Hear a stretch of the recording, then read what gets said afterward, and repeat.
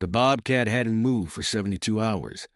In the farthest corner of the enclosure at the Colorado Wildlife Stabilization Unit, a young male bobcat crouched so tight against the steel wall it looked like part of the structure. The team had stopped trying to coax him out. Food was left untouched. Water evaporated.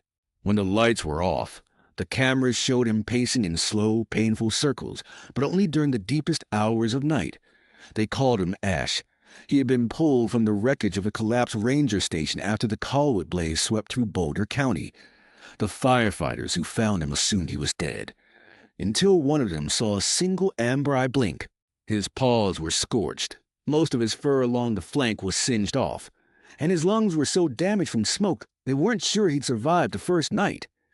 Physically, Ash was stabilizing. But emotionally, he was unreachable. "He doesn't react to us at all," said Dr. Karen Ellis, the facility's trauma specialist. "No growls, no lunges, not even a twitch. He just folds into the corner." Interns were instructed not to approach the enclosure without supervision. Even the most experienced handlers kept their distance. They knew wild animals could shut down. But this was something different. "He's dissociating," Karen explained. "It's not just fear. He's emotionally disconnected. He's not here." The medical team rotated shifts. Everyone had a theory. Some said time would heal him. Others believed he'd never recover. Ash hadn't responded to anyone, not even when a fawn was placed in the adjacent enclosure to stimulate curiosity. Nothing. But on the morning of the 22nd day, everything changed. It was supposed to be a routine equipment check. Nothing more.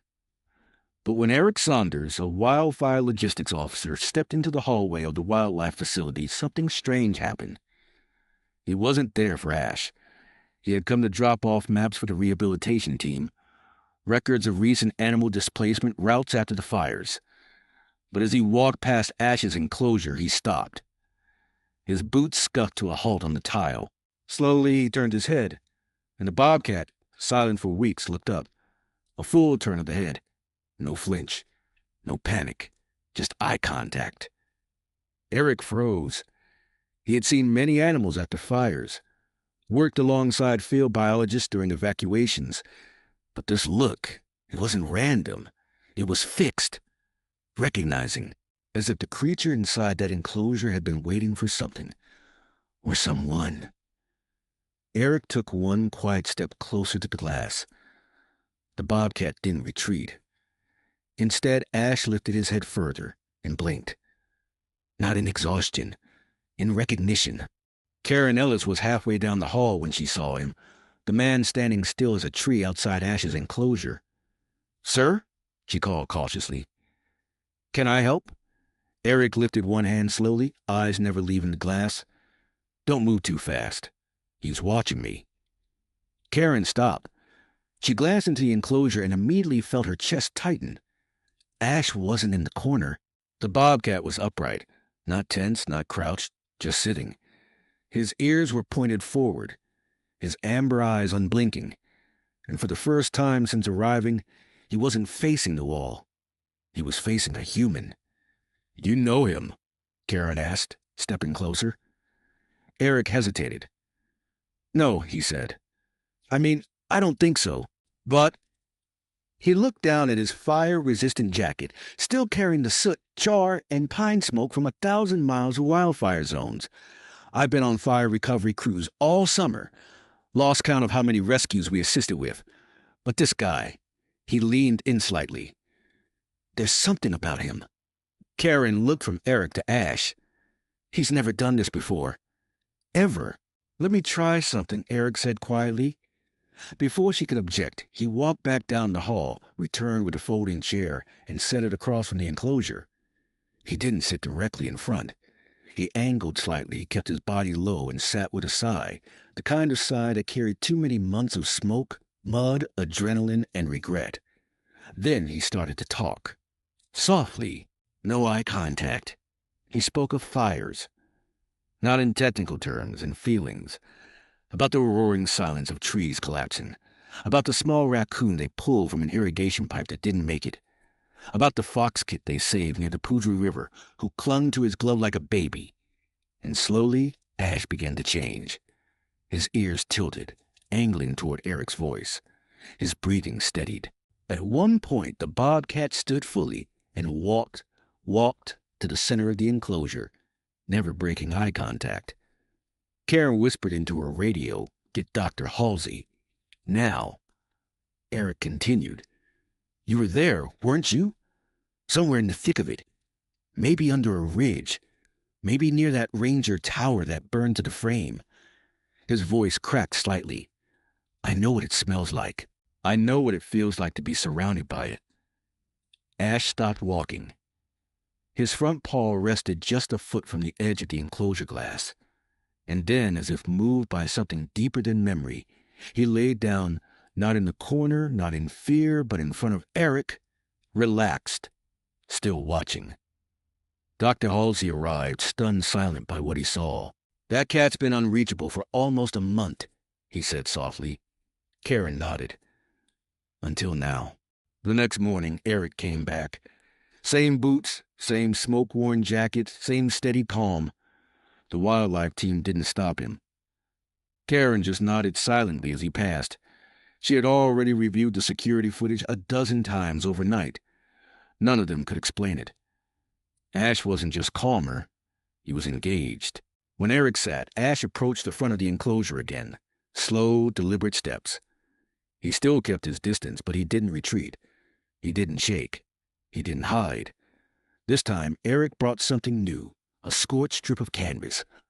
A cut section of his old fire shelter, still faintly smelling of burned pine and dust. He laid it gently on the floor just outside the enclosure's glass.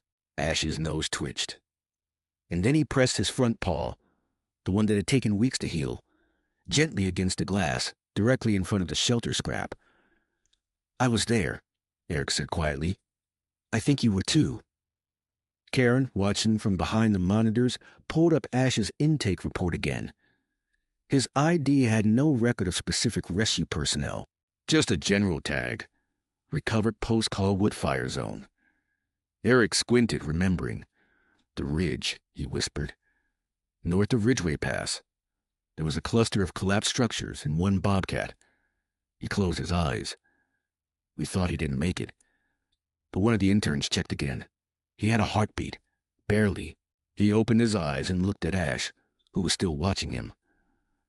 "I carried him out," Eric said, voice breaking, "wrapped in a mylar blanket like a child. I never got to know where he ended up. I didn't even ask." Ash stepped back, then walked in a small circle. Not frantic, just pacing. Then slowly he curled up in full view. "Karen," Eric said, still not looking away. "I don't think it's just recognition. I think it's memory, and scent, and sound, all of it." Karen spoke gently into her radio. "Confirm match with Ridgeway Pass Rescue. We may have a direct field contact." That night, something even more unexpected happened. Eric stayed late again, sitting outside the enclosure, reading aloud from a field journal about animal migration. Nothing dramatic, no therapy, just his voice, steady and warm. And when he closed the book, Ash walked toward the glass and let out a low, quiet chirp, not a growl, not a warning. A sound Karen had only ever heard from a bobcat who trusted you. "He knows," she whispered. "Somewhere inside he knows." 2 days later, the team approved what they never had before. Under close supervision and with tranquilizers prepared just in case, Eric Saunders was cleared to step inside Ash's enclosure. The room was quiet, no lights beyond a gentle amber glow. Karen, Dr. Halsey, and 2 other staff members watched through the reinforced observation window, barely breathing. Eric entered slowly. He wore the same boots, the same jacket. He carried nothing but a soft-folded blanket and a calmness that made the room feel warmer. Ash stood near the far end at first, not hiding, just watching. Eric knelt slowly, placing the blanket on the floor. Then he sat cross-legged beside it, not looking directly at Ash. He waited. Minutes passed. No sound but the faint whir of the air vent. Then Ash moved. He stepped forward with deliberate, quiet precision, one paw, then the next. His amber eyes locked onto Eric, but there was no tension, only calculation, memory, testing. 3 feet away. Then 2. Then Ash lay down, not in submission, not in fear, but in full view just beside the blanket, his body angled toward Eric, tail curled in a slow, relaxed loop. His breathing was steady, eyes half-lidded, and for the first time since his rescue, his body was at peace. Karen pressed her hand to her mouth. "I've never seen anything like this," whispered Dr. Halsey. "This isn't just behavioral. This is bond-based recovery." That became the new routine. Each day, Eric returned. He read. He talked. Sometimes he simply sat in silence. Ash would curl beside him, inching closer each time. One day he brushed his flank along Eric's boot as he passed, a touch so brief, yet so profound it felt like a signature. Soon, Ash began to allow brief contact during feeding. He stopped flinching at medical checkups, but only if Eric was present. "You're his bridge," Karen told Eric one evening. "Whatever he went through, whatever broke inside him, you're the only part of that moment he's willing to carry forward." Eric nodded, because I was the only part that didn't hurt. By the 6th week, Ash had transformed. He walked without hesitation. He responded to feeding schedules. He even tolerated a second handler, so long as Eric was nearby. The burns had mostly healed. The limp was gone. His fur was beginning to grow back along the scarred flank, revealing a distinct streak that shimmered under the light like ash against bark. But a difficult conversation loomed. His health qualifies him for rewilding, Dr. Halsey stated during a staff meeting. Behaviorally, it's complicated. Karen frowned. He's functional. Yes. But what happens when we remove Eric from the picture? We don't know if his recovery is sustainable on its own. Silence filled the room. Releasing him too soon, she continued, might undo everything. But keeping him here could block his instinct. He's still a wild animal. They decided on a test, a week without Eric. No visits. No interaction. No scent carryover. Day 1, Ash paced for hours. Day 2, he refused food. Day 3, he clawed at the door. Once. Day 4, he lay motionless in the far corner, the exact posture he had arrived in. Karen called it. "Bring him back." The day Eric returned, Ash didn't rush the door. He didn't cry or claw.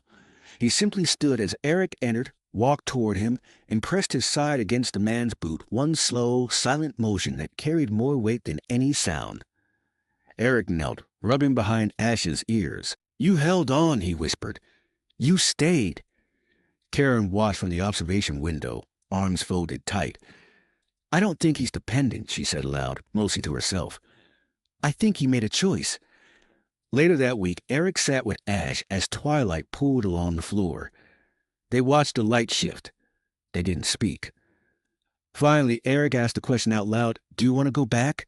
Ash didn't answer, of course, but he turned his head just slightly toward the forest visible through the high ventilation slats. Then he turned back and stayed. Spring had melted most of the snow from the hills behind the center. The trees were full of sound again. Birds, wind, life. It was the kind of day where the sky looked too blue to be real, and the kind of day when goodbyes often happen. Eric stood at the rear gate of the rehabilitation field zone. Beyond the fencing lay a transitional area, 2 acres of monitored wilderness, designed to let animals reacclimate before full release. Ash stood beside him. No collar, no restraints, just a bobcat, strong, scarred, and whole again. Karen stepped beside Eric with a clipboard. "You're sure you want to do this now?" Eric didn't take his eyes off Ash. "I'm not doing anything." "He is." The gate swung open with a soft metal click. Ash didn't bolt.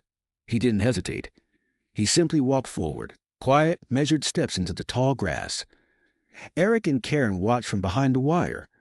Ash paused near the tree line, looked back once, and disappeared into the green. No drama. No chase. Just gone. Eric stayed at the gate for a long time after that. Karen brought him coffee. They didn't speak much. Words didn't really work for what they were feeling. 2 days passed. then 3. Ash didn't return. Motion sensors caught glimpses of movement. A blur here, a shadow there, but no confirmed sightings. That was how it was supposed to be. Wild animals weren't meant to be pets or companions. They were meant to be free. But on the 7th morning, as the fog lifted and dew clung to the grass, something appeared, just outside the wire. Ash. He wasn't limping. He wasn't injured. He wasn't desperate. He was checking in. Eric opened the gate, stepped out slowly, and sat on a low wooden platform. Ash came within 10 feet, close enough to be seen, not touched. Then he chirped, just once. Eric smiled. "You're doing okay." Ash blinked, his now familiar signal, and disappeared again. From that day forward, he came back every week. Always in the morning. Always silent. Always just far enough to remain wild, but close enough to remind Eric he remembered. It had been 6 months since Ash's release. His visits had become ritual. Every Sunday morning, just after sunrise, he'd appear near the edge of the forest, sit quietly for a few minutes, and vanish again into the trees. Sometimes Eric spoke to him. Sometimes he didn't. But on the first Sunday of October, something was different. The cameras picked up his silhouette early, closer than usual. Eric was already outside with a thermos of coffee, sitting on the platform. He didn't need the alert. He could feel it. But this time, Ash wasn't alone. Trailing behind him, small, tentative, and barely tall enough to see over the grass, was a bobcat kitten, weeks old. Fur rough, ears still slightly rounded, eyes too wide for its small face. Eric froze. Ash walked forward confidently, then stopped halfway between the tree line and the platform. The kitten hesitated, clung to the shadows, then darted behind Ash. Ash didn't move. He sat. Waited. Eric lowered himself to the ground. For 10 minutes, no one moved. Then the kitten crept forward, 2 steps at a time, then 3 until it stood beside Ash. It didn't look at Eric. It looked up at Ash, and Ash, slowly and gently, nuzzled the kitten's head with his own. Karen stepped outside, stunned. That's not just a wild kitten." "No," Eric said softly. "That's family." Ash didn't stay long. After a few more minutes, he turned and led the kitten back into the woods. No drama. No noise. Just as he always did. But something lingered in the air that day, something that wasn't there before. A sense of continuation. Of legacy. Of returning not just healed, but ready to give back. Later that week, Eric carved a new line into the wooden bench where he and Ash first sat months ago. He came back, and he wasn't alone.